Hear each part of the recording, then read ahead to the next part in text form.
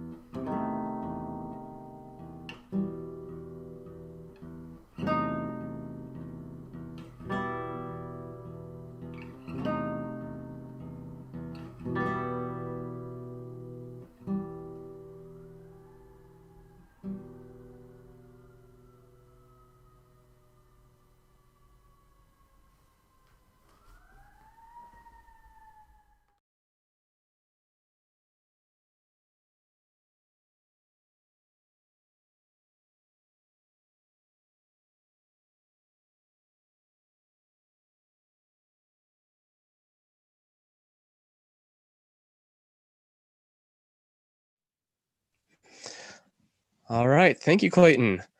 Uh, Now, a lot of people have heard about a symphony orchestra, but have you heard of a guitar orchestra? SGS offers a program that brings guitarists together to perform in an ensemble format. The orchestra meets and practices monthly and performs at community concerts twice per year. We have had to temporarily suspend the rehearsals due to COVID-19, but if you're interested in joining us, you can sign up now and we will add you to the virtual concert mailing list using the link provided in the chat.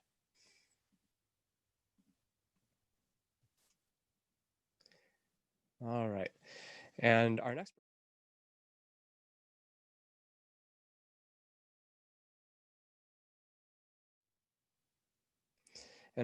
performer will be introduced by Sandy Stroutman. Thank you, Jay. I want to welcome all of you. Thank you so much for coming. I'm going to introduce our next artist. I'm very excited. We have he's playing some special music. This is Mian Grasso.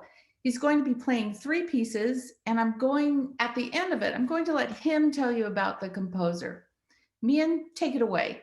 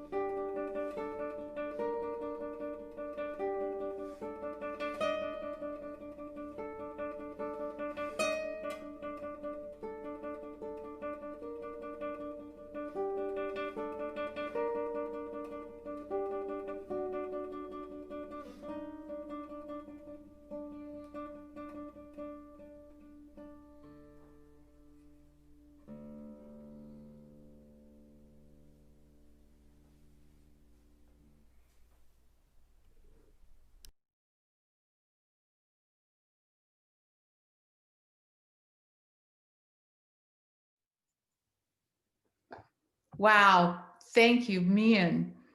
I would like to introduce Mian Grasso right now.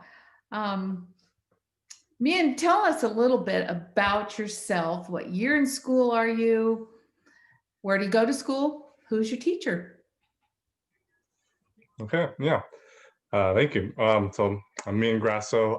I go to American River College. It's my second year there, and I study under my father, Matthew Grasso, with guitar. Yeah, well, that leads me right into. So tell me about this music that you're doing. So who wrote it? Well, my father composed all three of those pieces. These were all compositions, kind of his earliest guitar, his earliest solo guitar compositions. Um, the first two pieces are the Berceuse and the Chorale were from a suite called Intimate Settings. The last piece you heard was the fourth movement of the his Four Brief Sketches. When did he write these? These were all composed, I believe, in 1994 or 1992. I should know my dates a little better, but Well, that's okay. I just want to know basically how long you're yeah. around. Now, I know that you haven't played guitar all that long. So you actually started playing guitar how long ago? Um, three and a half, a little more than 3.5 years. So only 3 years and you're playing that level of music. Wow, that's pretty darn good. Um, so how did you come about playing guitar? Was it something you were forced to? Because obviously you came from a musical family. No, well, it's funny you say that because, well, my father, well, he never pushed it upon me. He kind of always suggested maybe, you maybe should try this out, and I would blow it off and do something else. Basically, play video games, probably. I don't know. And then sometime, I guess it was my sophomore year of high school. Wasn't really doing much, and he just kind of suggested, like, maybe you should play some guitar. If you hate it, you can go back to doing whatever you do. And well, here we are now, right? Yeah. So did you start right out on a classical? Yeah. We have guitars in the house, so Yeah. eh, just here you go. And Start I learning. know, I know your dad plays lots of genres of music. What's your favorite genre? Oh, well, I mean, I can always, I guess the go-to answer for me is his music, but I enjoy all sorts of types of different, different types of transcriptions from other works, so piano or maybe orchestral works, transcribed for the guitar. I guess if maybe a guitar composer I had to pick, Villalobos is always there's a lot of great music. Enjoy. It's one of my favorites. So 3 years. Oh my goodness.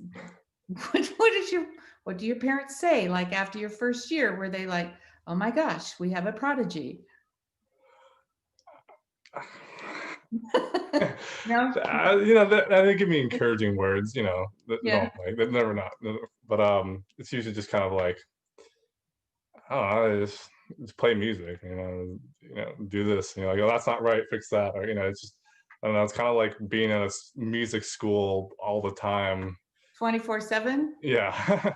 Does that get on your nerves sometimes?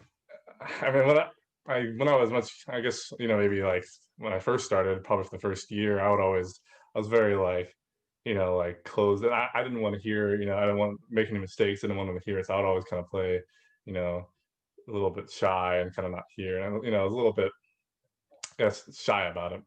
I mean, now I'm just used to it. It's kind of like, well, yeah, I can't escape it. And it's a blessing and a curse. Well, it's obviously going very well, and you seem really comfortable playing in front of people. Is the whole performing thing going well for you? You like that part of it? Yeah, I mean, I enjoy performing. It's you get to share your music with other people. Ah, I mean, I'm always, I mean, I don't know, I'm always nervous when I go on stage. I don't think I've recalled a time where I had to perform for a group of people, and I'm, not a well, little bit, yeah. we were talking earlier, and I was saying I remember watching Mian play when he was much younger, thinking, wow, and you didn't look nervous, a little quiet, but not nervous. Did you ever really have trouble in any performances? Like, did you ever bomb? Did I ever bomb? I think I've done a oh yeah, well I guess the closest thing I could say is probably I've done a competition. I forget what the exact title was, but I did a competition, just a music competition, young artist music competition, and went on there and I just my hand was shaking so bad that I just couldn't like, I would hit wrong strings, I could barely get it by on my left hand, it was super stiff. Had to play Bach counterpoint and I was falling apart, We barely getting can all by. relate. We can relate. And I asked you these questions because there are a lot of younger viewers watching you that they may be struggling with the same thing. So obviously you got through it. How did you get through it? I don't know. It's still a process for me. I'm still working through it. I think it's I mean, just kind of putting yourself out there is definitely, it helps you grow, you get more used to it. But also just there's kind of a mental aspect where you just kind of gotta let go of everything and just kind of be in the moment of the music and then just whatever happens, happens. I mean, you prepared, you spent however long you prepared, and this is the moment to do it. So when you're playing, where are you in your head when you're playing? Are you thinking the musical notes? Are you singing along? What are you doing?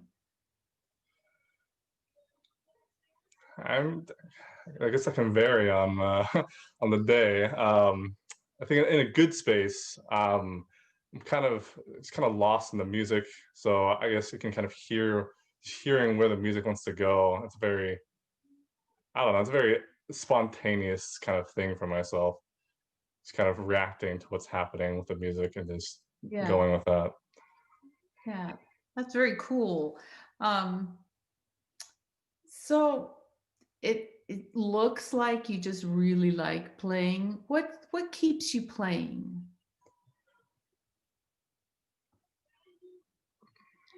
um, I So guess a what lot. Sorry. that's what I was going to say. That's what I was going to say. It looks like you just love the music, love the guitar. Is that true? Yeah, I mean, it's just a love for music, just appreciation for, I guess, all, I mean, I have a fascination with all kinds of music, so I'm kind of right now just delving into some other stuff. But yeah, just a love and appreciation for music and sound. Yeah. Is is guitar your only instrument? It's my main instrument. I study some voice. I'm kind of delving into the jazz world a little bit. Um, you know, That's cool. Um, I almost forgot. People are asking, what's going on with the guitar that you played? It has 7 strings. yeah. Tell me about that. So the name of the instrument, I guess the full name would be the extended 7-string guitar. This is a design that my dad came up with, worked with, I think, believe luthier Greg Byers. Um, so I guess the main point, the main noticeable difference is that there's a lower 7th string on there, which has a sliding capo, which can be put at different points for different pitches and allowing for different combinations. Um, I guess the main purpose, other besides from just extending the range of the guitar, is just kind of like so color, adds a lot of color and harmonic possibilities. You know, all sorts of new, compositional things open up, things like that. So you said it had a sliding capo on that one string. So if you're playing in a different key, you would move it, and so that your bass string is different? Yeah, it varies. It varies on the piece. I mean, you can be playing a piece in the same key, and you can optimize it at different points. But it just allows for a flexibility of having an open bass string, so less fretting or just on a lower note that you normally can't Oh, access. yeah. So say for instance on those 3 pieces, the first one has a capoed at a low A, and then there's a low B, and then I tuned it down a step and then capoed it at a low G. So Wow. those are 3 pieces with 3 different. Was that hard to learn? I mean, you have to read that, right? That's one more really low note that you have to see all at once. Yeah, I mean, depends how. I mean, it's just it depends how it's written on the score. It can be easy or hard. I mean, my dad has certain notations he's kind of developed to make it easier to read a lot of his music, and a lot of arrangements. Interesting. Well, one of these days I got to see that, see how that one works. Well, there's not a whole lot to do these days with the last 10 months being how they are. How has guitar played a role in these last 10 months for you? Yeah, that's a great question. It- it's like I don't know. It's like I guess a good word for it. It's like it's kind of like home, like and all this craziness and all the the craziness in the world that's happening. You have something to return to and just enjoy and love. Um, uh, or something slipped my mind, but yeah, there you go. As a musician, I think, or artist, I think most of us can relate to that. It's kind of like a little place we go to when things are crazy out there. Yeah. Yeah, Um, I know Beethoven said, music can change the world. So, what kind of legacy would you like to leave the world? yeah.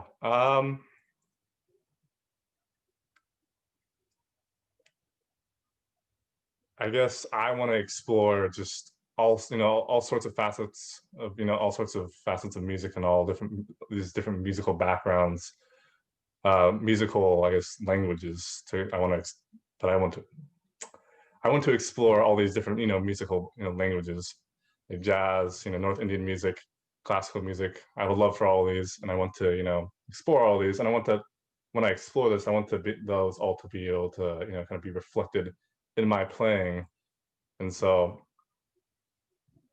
I suppose that's kind of my answer. Well, I think it's wonderful because if you don't do it and play it for all of us, who's going to do it? I think that's right on.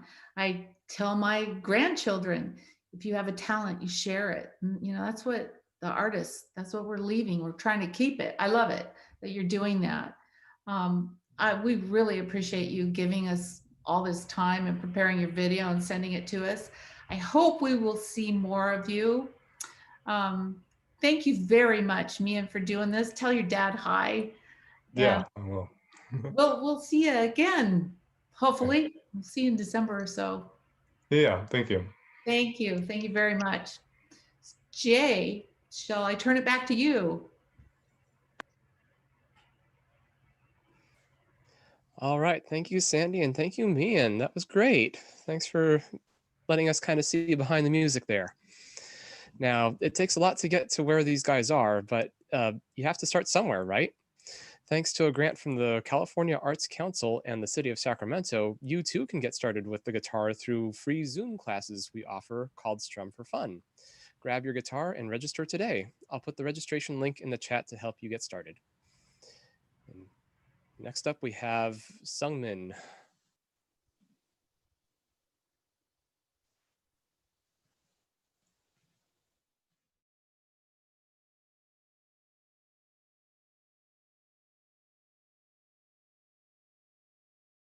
My name is Sungmin Lee, a current second-year graduate student at the San Francisco Conservatory of Music, studying under Professor Judical Peroy.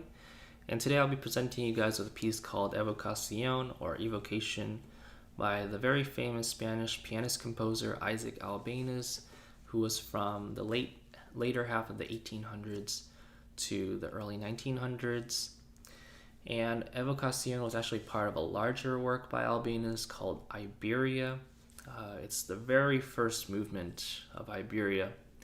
And Iberia is an impressionist piece, and Evocación in particular was actually influenced by Albéniz's impressionist view of his home country, Spain. So he actually incorporates some some elements of Spanish dances in this movement. And I think it's very important to note that this piece was not originally for guitar, it was for piano. And it was actually arranged for guitar by guitarist Javier Riba. Thank you very much, and I hope you enjoy the performance.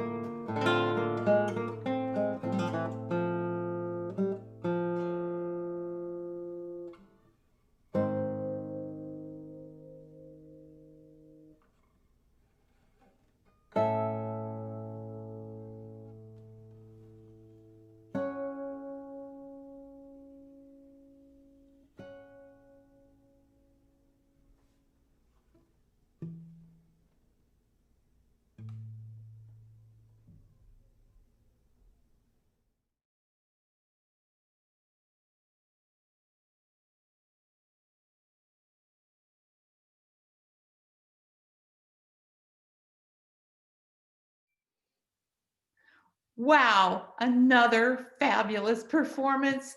Thank you, Sungmin Lee. I have to ask you, please tell us about yourself. Where do you go to school? Yeah, tell us. Yeah, sure. Thanks so much, by the way. So I am currently a second year graduate at the San Francisco Conservatory of Music, and I currently learn under Professor Judical Paroy. Um, and just due to COVID, I'm actually learning from him online. Actually, he's back in France. So Oh, yeah, it's unfortunate, but yeah, still trying to so pick his brain and learning as much as I can from him. wow, wow.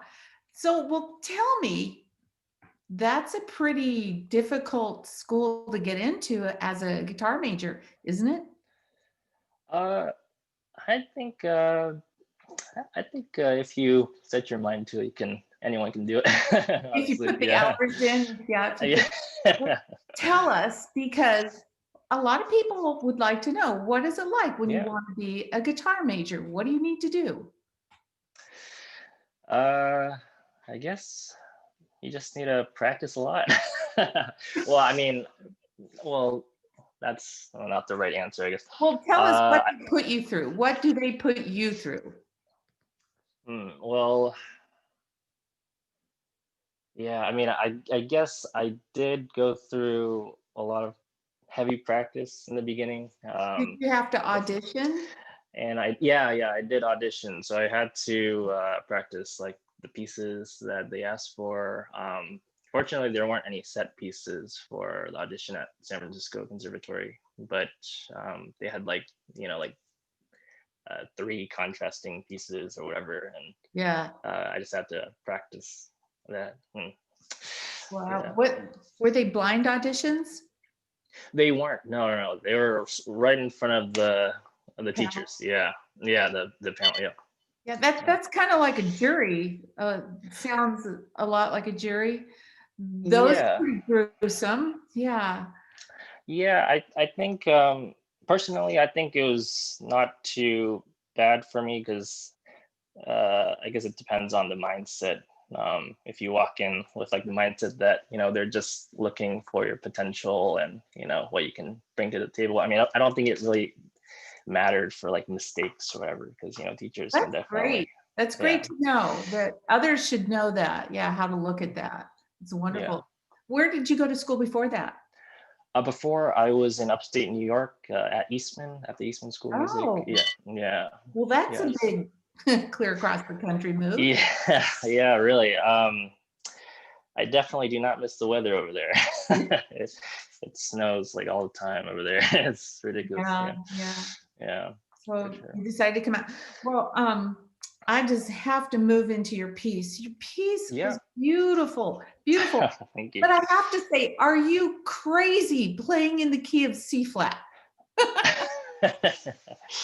uh, you know, it's actually not too bad. I guess the Well, arranger did a very good job and tell made it us very about, guitaristic.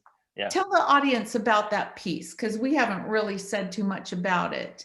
Yeah, sure. So the piece is called Evocación or Evocation.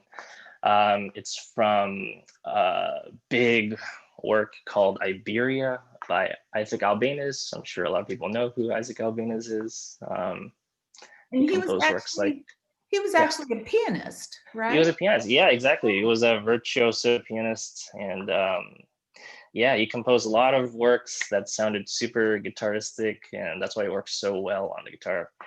Um, but yeah, this piece is part of his big impressionist work, Iberia, and it's actually the very first one. And I think I mentioned in the video, this is just like his view on his home country, kind of, and he just wanted to capture the sound. And I think he put some like dance rhythms in there too, like Spanish dance rhythms. Yeah, it sounds Um, very, very Spanish. yeah. But my brain still goes back to, it was written with 7 flats. Yeah, well, Did that's the arranger true. take it out? Did you actually play it in C flat? No. He transposed it. So yeah, Oh, that's what a lot of people do. Yeah, we can't.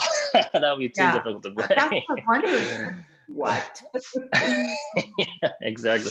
Yeah, so he transposed it to A minor. Yeah, so Oh, it's pretty okay to play. Of course, it modulates a lot and stuff like that, but yeah. still, it's not too crazy. Yeah. Oh, I guess the hard part was the harmonics, but other than that, it's okay. Yeah, yeah. that was that the hard part to get over that hump, so to speak? Well, yeah, just playing and adding artificial harmonics is always not the easiest thing. You made it look But easy. You made it look very. thank you. Yeah, I think personally, I was just able to learn this piece better because I really enjoyed it. Yeah, that's what usually happens for That, me when I yeah, it helps when you like the sound of what you're doing. Yeah. yeah. How long, can I say months, weeks did it take to learn this piece?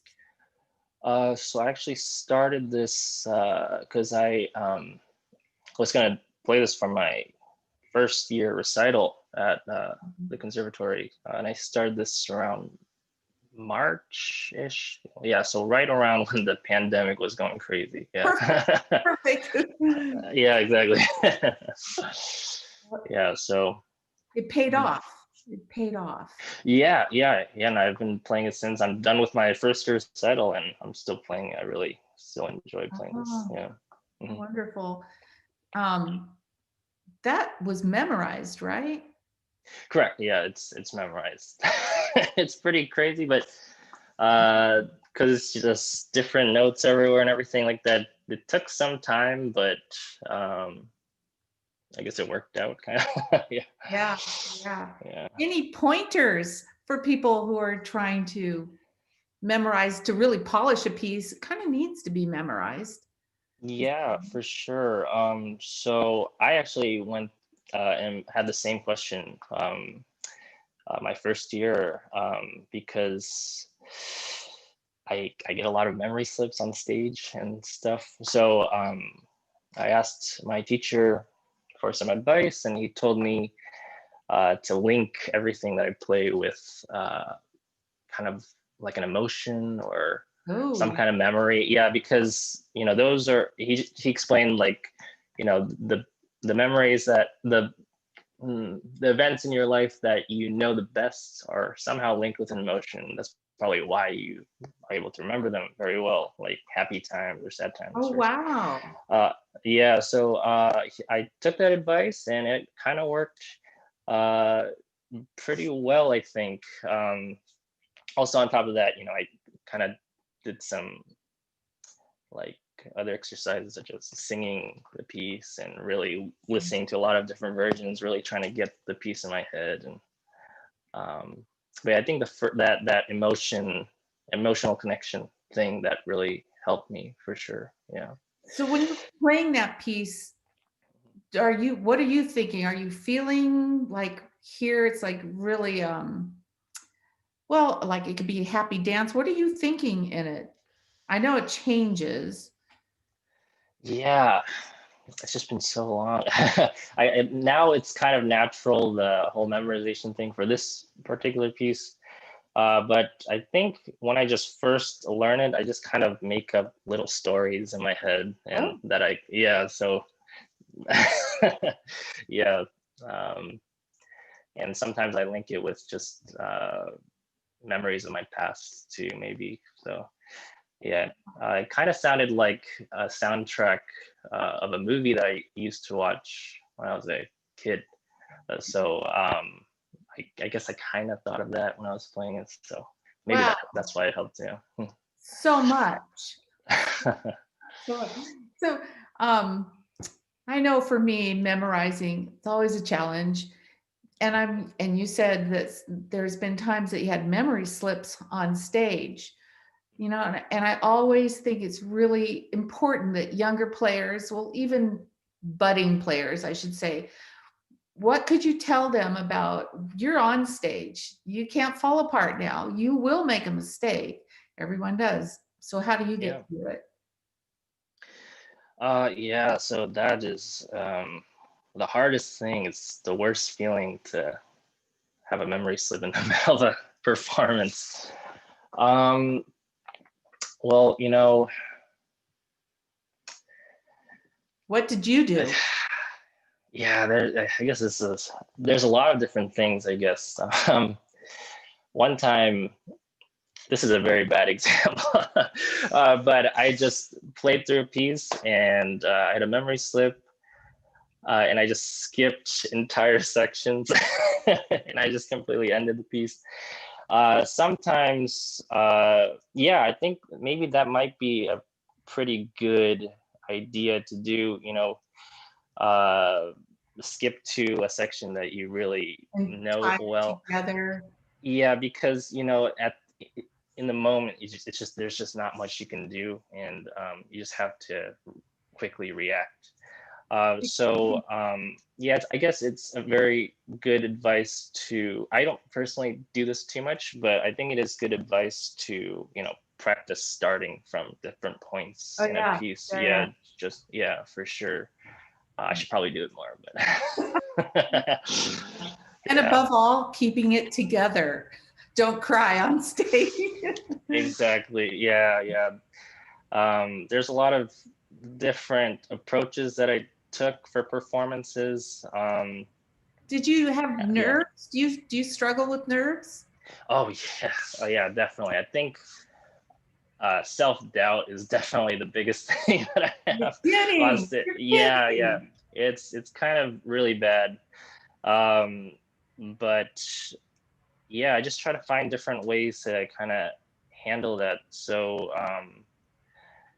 uh, there's some different methods that I use. Like for instance, this is another really bad example, but I tried watching like TV while I practice, Oh, uh, because what helps me with that is I kind of gets me thinking about other stuff while I play. So yeah, it's yeah, very muscle memory based. yeah. So yeah, so when I play on stage, I'll know how to do that, I guess.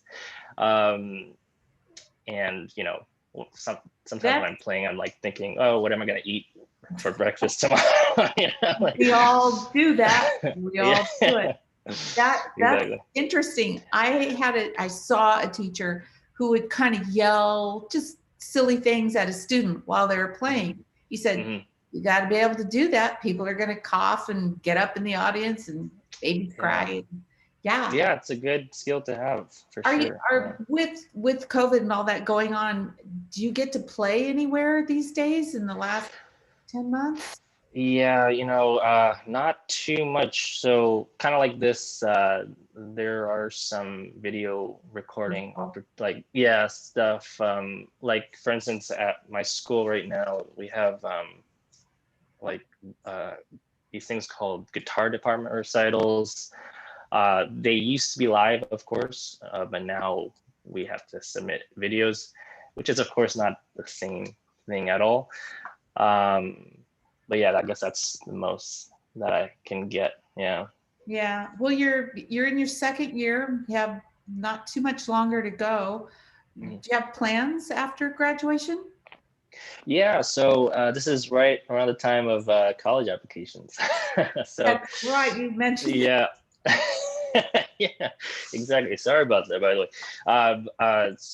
So I'm actually applying to my folks live in right underneath Austin, so I'm gonna apply to UT Austin, and actually have well, I guess I'd call him a colleague. He just got hired at Peabody, because we used to go to school together at Eastman. Tomas Vilito. I don't know if any of you guys know him, but I learned with him for a year for free, fortunately, because he was a colleague at Eastman.